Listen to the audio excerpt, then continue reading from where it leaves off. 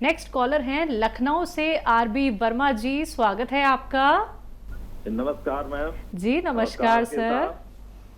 वर्मा साहब, जी, बहुत बहुत आपका स्वागत है। धन्यवाद सर। ये कुछ जानकारियां थी मैम, जरा नोट कर लीजिएगा। जी। करीब 15-16 लोगों को गूलर के पत्ते, जैतून का नमक, नींबू के रस का सेवन करा के किडनी की पथरी में बहुत लाभ हुआ है। लेकिन उनको कोई परेशानी तो कुछ भी नहीं हुई, सब ठीक ठाक बिल्कुल है। लेकिन जब वो अल्ट्रासाउंड 15-20 दिन बाद कराए हैं तो उसमें अल्ट्रासाउंड में दिखा देते हैं कि ई डेल्स ऑफ वो कैलकुली और इस तरह से, और कोई कोई तो अल्ट्रासाउंड वाला दिखा देता है कि पथरी है उतनी जितनी थी उतनी है। तो एक तो ये चीज के बारे में जानकारी चाहते हैं। दूसरा चीज ये है कि जैतून के सिरके को, जैसे हकीम साहब ने बताया कि जैसे ठंडी तासीर वाले हैं तो लहसुन और अदरक का रस इसमें मिला लें।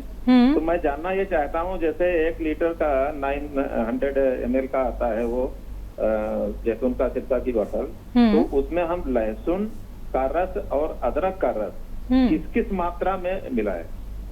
और तीसरा एक मेरा क्वेश्चन है, वो हमारी एक भतीजी 20 साल की है, तो उसके हाथ में गदेली जो बीचों बीच में उसके गोखरू यानी कार्न है, तो इसका इलाज जरा बता दीजिए।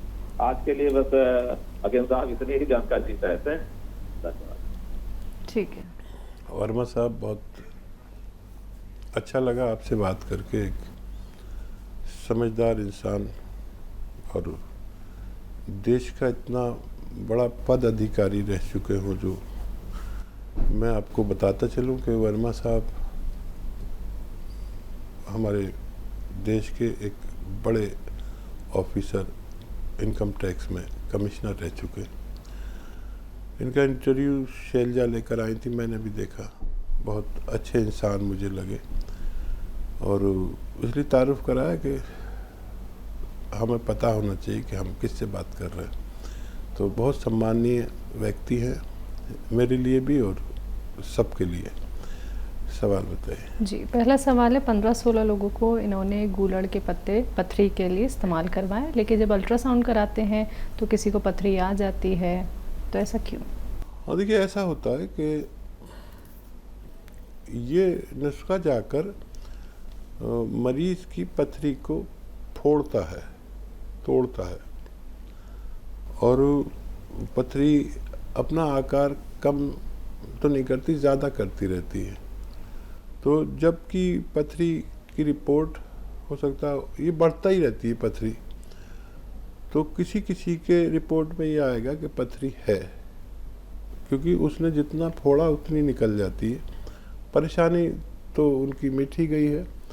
तो ऐसे लोगों को और ज़्यादा दिन तक भी ये नुस्खा दे सकते हैं। और कभी कभी रिपोर्ट्स भी हमारी ख़राब और झूठी आ जाती है। पेशेंट की कैफियत जो तकलीफ़ होती है उसमें फ़ायदा होना चाहिए। नुस्खा कुछ और दिन भी ज़्यादा लिया जा सकता है। मैंने ऐसे जितने लोगों को ये नुस्खा बताया और उनको मैंने फ़ायदा होते हुए देखा। तो आप इस नुस्खे को ज़रूर स्टोर करके रखें, और बहुत अच्छा नुस्खा है। रिपोर्ट कभी कभी गलत भी हो सकती है, फ़ायदा है तो आप मज़ीद काफ़ी दिन तक भी दे सकते हैं। कोई कोई पथरी ऐसी सख्त जान होती है कि उसे टूटने में थोड़े ज़्यादा दिन लगते हैं। जी, 100 ml का जैतून का सिरका है, लहसुन, अदरक, इनका जो रस है और नींबू का, वो कितनी कितनी मात्रा में डाला जाए? अच्छा देखिए, अगर सिर्फ ये सिरके को आप 1 लीटर लेते हैं, सिर्फ सिरके को, और उसमें नींबू आप इस्तेमाल नहीं कर रहे हैं, तो अदरक और लहसुन का जूस आधा आधा लीटर डालें, और यानी कुल मिलाकर 1 लीटर हो जाएगा, और 1 लीटर सिरका हो जाएगा। तो इस रेशो से इस्तेमाल करें तो ये आपको फ़ायदा दे सकता है। 20 साल की भतीजी हैं जिनकी उंगलियों के बीच में गांठ है। हाँ, गोखरू है, और ये गोखरू ऐसा होता है कि जितना काटते रहो इतना ही बढ़ता रहता है। तो इसको ठीक करने का तरीका ये है कि रोज़ाना अक्सर रात के वक्त वहाँ पर कोई ऐसी ऑयली चीज़ जो गाढ़ी सी भी हो, जैसे बोरोलिन या ऐसे मॉइस्चराइज़र क्रीम आती है जो बहुत गाढ़ी सी भी हो, वहाँ पर रखकर और उसको कपड़े से बांध देते हैं ताकि रात भर मॉइस्चर के साथ वो रहे और सुबह को काम वाम हो या कुछ भी हो तो उसे खोल भी सकते हैं। ऐसे लगातार करते ही रहें, 10-15 दिन में वो नरम होने लगता है।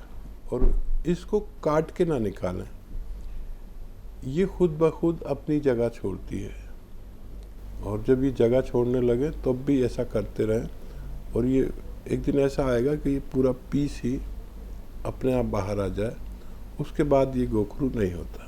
जी, यानी ये गांठ नहीं है, गोखरू था। लेकिन ये होता क्या है हकीम साहब? मैंने भी पहली बार इसका नाम सुना है। ये हो कैसे जाता है? देखिए, पैरों में भी हो जाता है, हाथों में भी। मेहनतकश लोगों के ठेठें हो जाती है, ज़्यादा मजबूत काम करने वालों के, तो वो होती ऐसी है क्योंकि वो मेहनत से बनी हुई है या कोई रगड़ खा के बनी हुई है, तो पैरों में चप्पलों से भी हो जाता है। तो इनको जितना काटो ये नीचे से उतनी उभर के आती हैं। तो इनको शांत करने का तरीका यही है कि वहाँ पर कोई मॉइस्चराइज़र क्रीम रोज़ाना बांधी जाए, तो पैरों के जो गोखरू हैं वो भी इस तौर पर ठीक किए जा सकते हैं।